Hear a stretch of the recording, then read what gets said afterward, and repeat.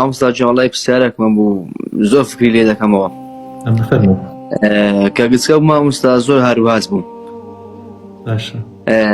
یعنی کات نووەتم زۆر دەکرد زە ڕۆژێکیان وەچی برەی ناومارەکەت تەکم کرد داکم بە ڕەحمەت داغی کردم.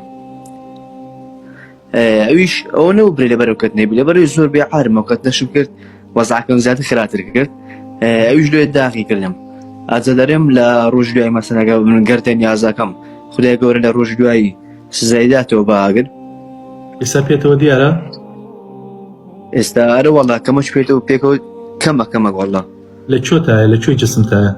وەڵای لەسە دەستمە. یعنی دەست ئێرە؟ باڵ وەڵێ ڕێگم دەر. واللهی براکەم طبعا ئەوە ئازاردانی جەسەدێکی بێگوناهە ئەوە لە عیلمی خوای ئەگەم گەردە نیازەکەم خودای گەورە سزایدە باگر.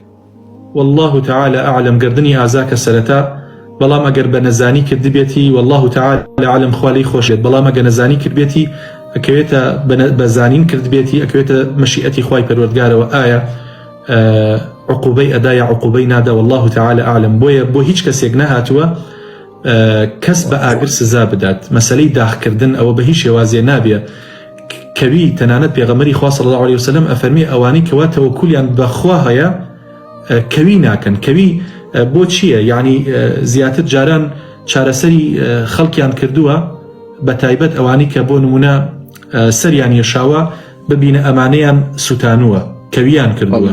باشە یان نازام جۆرە نەخۆشیە کە بووە وتیانە بە کەویکردن هەستاونە ئەو شوێنەیان داخ کردووە نازام پشتەمل جاری وایە پشت بووە یان جاری وایە ناودەستیان داخ کردو ئەمانە هەمووی حرامە.